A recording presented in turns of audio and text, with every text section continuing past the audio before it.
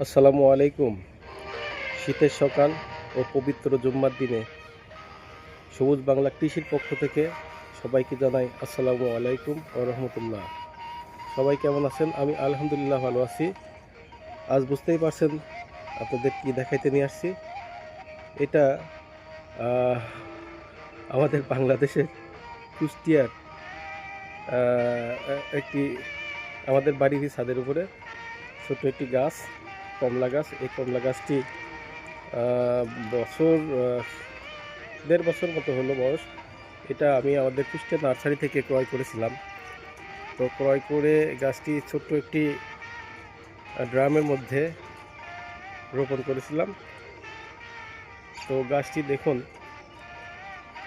এখন একটু বড় হয়েছে। এই হাফ ড্রামের মধ্যে গাছটি লাগিয়ে রাখছি। তো এবার কমলা ধরছে।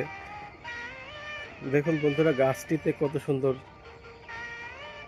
কমলাগুলোর কালার হয়েছে, হলুদ টকটকা, এবং প্রত্যেকটিতেই কালার হচ্ছে। আশা করি আস্তে আস্তে সব কমলাগুলোতেই এই একই রকম কালার হয়ে যাবে। তো বন্ধুরা, গাছটি দেখুন খুব একটা বড় না, ছোট গাছ। এই গাছটিতে কত সুন্দর কমলা ধরছে। আমি বিভিন্ন সাইড থেকে আপনাদের দেখানোর চেষ্টা করছি।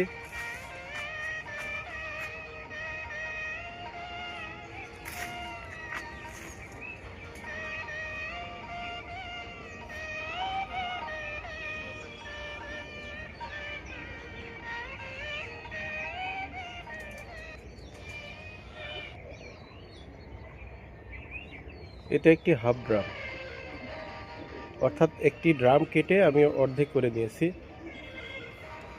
হাফ ড্রামের মধ্যে মাটি, গোবর সার অর্থাৎ জৈব সার দেওয়া আছে।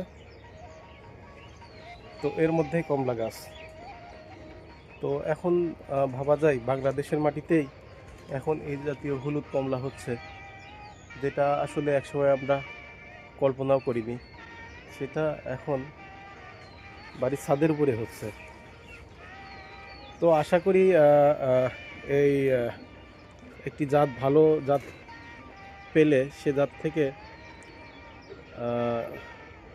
ভালো কিছু আশা করা যায়।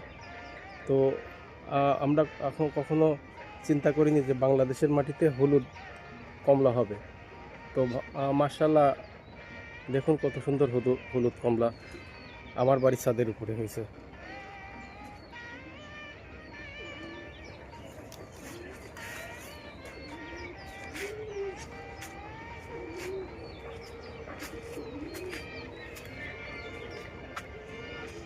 বন্ধুরা, গাছটি কিন্তু ছোট। তো গাছটিতে মোটামুটি 12টি কমলা ধরেছে।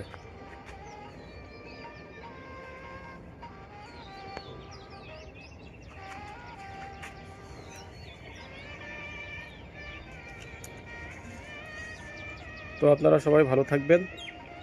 আজ এখানে শেষ করছি। নেক্সটে আরেকটি ভিডিও নিয়ে আপনাদের সামনে হাজির হব। তো আপনারা দোয়া করবেন।